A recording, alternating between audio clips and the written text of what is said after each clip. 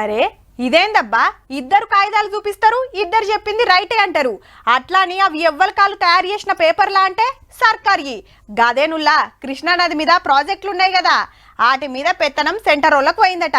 మీరే చేసిండ్రంటే మీరే చేసిండ్రని కొత్త గవర్నమెంట్ పాత గవర్నమెంట్ తగ్గఫర్ కొట్లాడుతున్నాయి.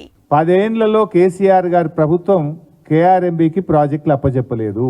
కానీ వచ్చిన 2 నెలల్లోనే మీరు అవగాహన రైత్యంతో తొందరపాటుతో మీరు ఇలా మన తెలంగాణ ప్రాజెక్టులను ఢిల్లీ చేతిలో పెట్టి అడుక్క తినే పరిస్థితి తెచ్చినారు. తెలంగాణ రాష్ట్రానికి నీటి కేటాయింపుల్లో మోసం, కృష్ణా రివర్ మేనేజ్మెంట్ బోర్డుకి ఒప్పుకుంది వాళ్ళు. మరి ఈ రోజు ఏదో ఒక తప్పుడు ప్రచారం, జనంలో ఒక అబద్ధపు ప్రచారం చేసే ప్రయత్నం చేస్తున్న విషయం. 16వ కేఆర్ఎంబి మీటింగ్ లో తెలంగాణ ప్రభుత్వం ఒప్పుకున్నదని ఎక్కడ చెప్పలే.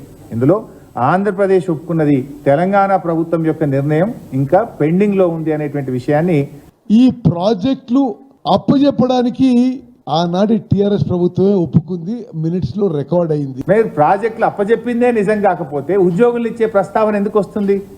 This is the minutes of the meeting.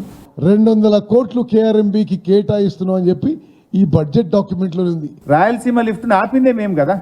ఈరోజు గ్రీన్ ట్రిబ్యునల్కి వెళ్ళి ఇవాళ స్టే తెచ్చింది ఎవరు? కేసీఆర్ జగన్మోహన్ రెడ్డి కలిసి ఏకాంత చర్చల్లో కుట్ర చేసి ఆ నీళ్లు మనకు రాకుండా చేసి. నాగార్జున సాగర్ ఎవరి పహారాలు ఉంది బైసాబ్? సిఆర్పిఎఫ్ పహారాలో ఉంది. మీ ప్రభుత్వం వచ్చి 2 నెలలు అయింది. నువ్వు వెంటనే దాన్ని తెలంగాణ ప్రభుత్వ ఆధీనంలోకి తేవద్దాను. పోలింగ్ జరిగేటప్పుడు ఆపద్ధర్మ ముఖ్యమంత్రిగా కేసీఆర్ ఉంటాడు. తెలంగాణలో ఓటింగ్ ప్రభావితం చేయడానికి కేసీఆర్ జగన్మోహన్ రెడ్డి చేసిన కాన్స్పిరసీ అది.